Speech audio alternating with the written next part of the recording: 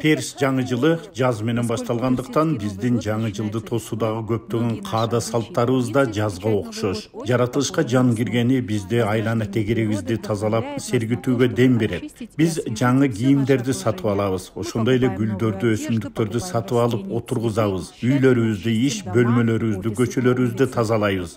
Анткени алар дагы жазга окшоп, жаңы жана таза болушу керек. Персиялык жаңы жылыбызды Норуз деп атайбыз. Ал жаңы күн дегенди билдирет. Эти последние дни года и волна радости. Жылдын соңку күндөрүндөгү кубаныч менен энергиянын толкундары борбор шаарыбызды толтуруп турат. Анткени Ноорузду биз баарыбыз майрамдайбыз. Ирандын жаз майрамы Норуз деген эмне? Норуз 3000 жылдан бери белгиленип келе жаткан жылдын эң чоң майрамы. Аны белгилөөгө бир нече күн калганда шаарда жашоо кызуу жүрүп, баары жаңы жылга даярдык көрүп башташат. Айлана тегеректин баары жакшы маанайга толуп, көңүл көтөрүлөт. И позитивной энергии, которая течет вокруг. Когда часы идут, а Норуз Сааттын жебелери тынбай жылып, Норуз жакындаган сайын аны күткөндөр соода сатык дүкөндөрүндөгү сунуштарды жана соңку арзандатууларды издеп башташат. Анткени жаңы жылды белгилөө үчүн ирандыктар канча көп издешсе да, сөзсүз мыкты жаңы кийимди тандап сатып алып кийиши керек болот. Тратить часы на поиски идеального варианта.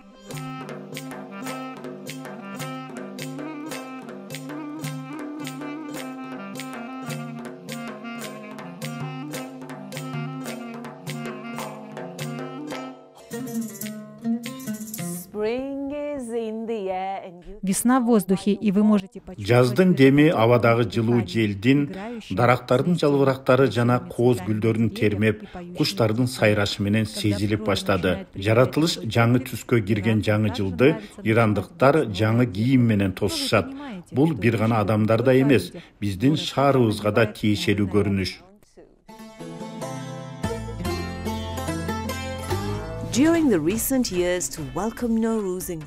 Последние годы, чтобы поприветствовать. Соңку жылдары персиялык жаңы жылды тосуп алуу үчүн шаарды кооздодо сүрөтчүлөр биригип иш алып барышат. Бахирестан, башкача айтканда жаз багы деп аталган иш-чара жаш сүрөтчү, скульптор жана графикалык дизайнерлердин өздөрүнүн иштерин коомчулукка тааныштырып, чыгармачылыктарын өнүктүрүүгө жана көрсөтүүгө эң сонун мүмкүнчүлүк болуп саналат. Искусство и творчество. And promote art and creativity. The city of Tehran has turned colorful. Город Тегеран становится красочным в эти дни. Бул күндөрү Тегеран шаары кооздукка бөлөнөт. Сүрөтчүлөрдүн ар бири өз эмгектерин жасашып, каланын ар кайсы жайларына коюшуп көрсөтүшөт. Чоң унаа жолдорунан тартып шаар дубалдары, тротуарлар, автобус токтоочу жайлар, аянттар, жада калса дарактарга чейин көркөм эмгекке бөлөнүшөт. Манер. Redefined in an artistic way. This competitive spring festival is organized. Бул жаз айындагы сынак фестиваль Тегеран муниципалитети жана жашылдандыруу ишканасы тарабынан уюштурулат.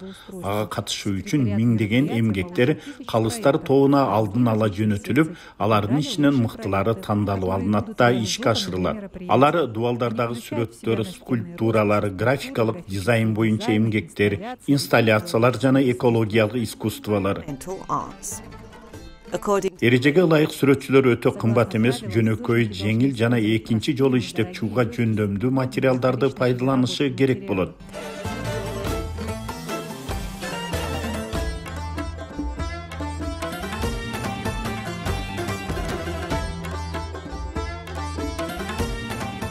It's a gallery open to everyone. Это галерея. Бул галерея баарына ачык жана билет да сатып алуу керек эмес. Бул искусствого шаардын баардык катмары баа берүү мүмкүнчүлүгүнө ээ болушат. Бул иштер элдин көңүлүн өзүнө буруп тартып турат. Посредственное взаимодействие с работой.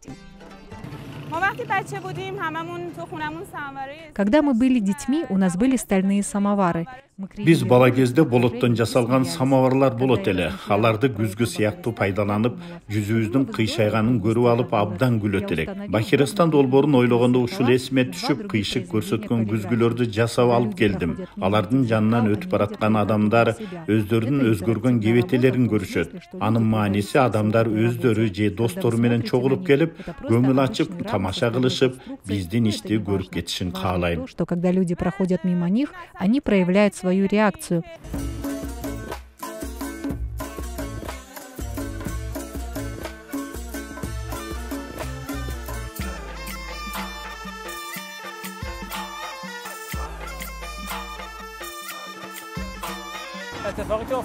В обновлении городской композиции я хотел... Шаарды жаңылоо композициясында мен декоративдүү бир нерсе жасоону кааладым. Ошондуктан жазды элестеткен бардык түстөрдү пайдаланууга аракет кылдым. Бул ачык жана кооз түстөр шаарга жан киргизип, эң мыкты бөлүгүн кооздоп турат. Соңку жылдары шаарды жашылдандыруу ишканасы сүрөтчүлөрдүн өздөрүн көрсөтүүгө мүмкүнчүлүктөрдү бергени абдан жакшы болду. Мурда мындай эч качан болгон эмес. Тегеран сүрөтчүлөр бул мүмкүнчүлүктү колдон келишинче толук пайдаланып, көптөгөн чыгармачылык иштерди жасаганга аракет кылабыз. Бул биздин элге да жакшы. Алар чыгармачылыктар менен жакындан тааныша алышат. Я думаю, что это также полезно для людей.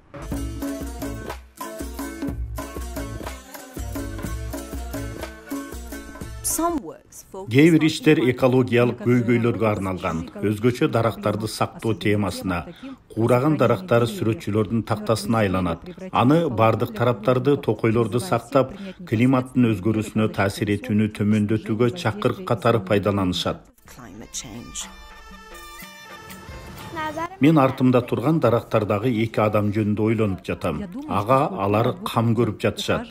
Биз да жаратылышты сүйүп, дарактарга кам көрүшүбүз керек. Мен быйыл 4 дарак отургуздум. Мага жаратылыш чөйрөсү абдан жагат, жана аны чындап сүйөм.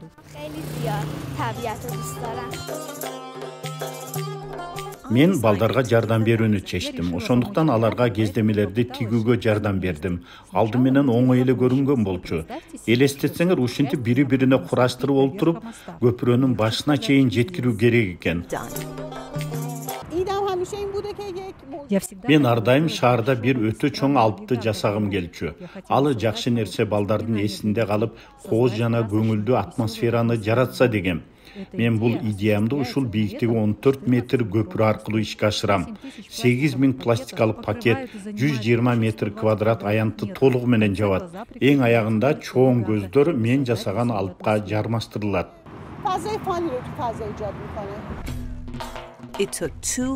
Бул ишти аяктоого 2 күн талап кылынган. Бул колго жасалган иштер кооз жана көрүнүктүү болгондон тышкары көзгө жагымдуу жана маалыматтык билим берүү негизди да камтыйт. Булар тынчтыкты, достукту, үмүттү, деги эле жазга тиешелүү бардык нерселерден жар салган элчилер болуп саналат.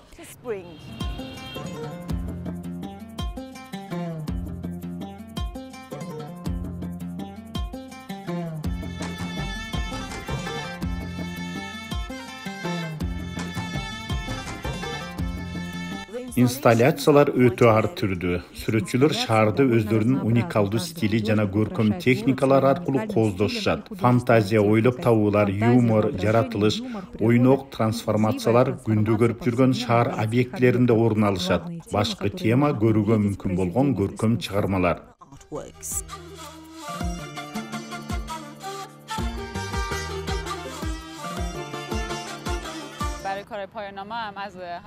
Мой тезис был об этих разноцветных... Менин тезисим ушул түстүү айнектер менен терезелер жана алардан өткөн жарык нурлары болду. Аларды пайдалануу менен элге алардын сулуулугун жана көркөмдүгүн көрсөткүм келди. Мен аларды жалбырактардын формасында жасап, дарактардын арасына илдим. Аларга күн тийип чагылышканда түстүү боектор асфальтка түшөт. Элдер ал кооздуктун алдында туруп, ошол түстөргө бөлөнүшөт да, эң сонун сезимдерде болушат. Прекрасным чувством.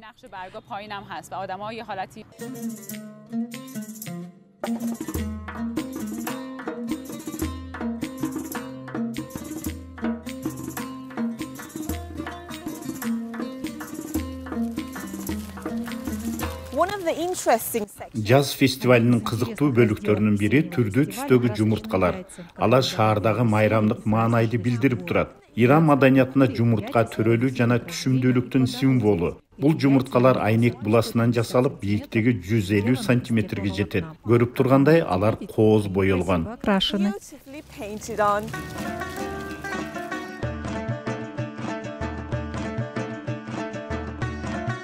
It's an old Iranian tradition to color. Дастарханга боелгон жумурткаларды коюу Ирандын байыркы салттарынын бири. Мындай салтты колго алуу үчүн 400 ири чоң жумурткалар жасалып, шаардын 7 ар кайсы аймактарына орнотулган. Corners of the city. The Baharistan project is all Проект about Бахаристан направлен на Бахаристан долбоору шаарга кубаныч менен жашоо шаңын кайтарууга багытталган. Ал кала тургундары жана туристтер үчүн Нооруз майрамын белгилөө учурунда эң сонун маанай жана ыңгайлуулукту тартуулайт. Happy праздником Норуз. Нооруз майрамыңыздар Я менен. Худалиски передаю для Ирана. Iran.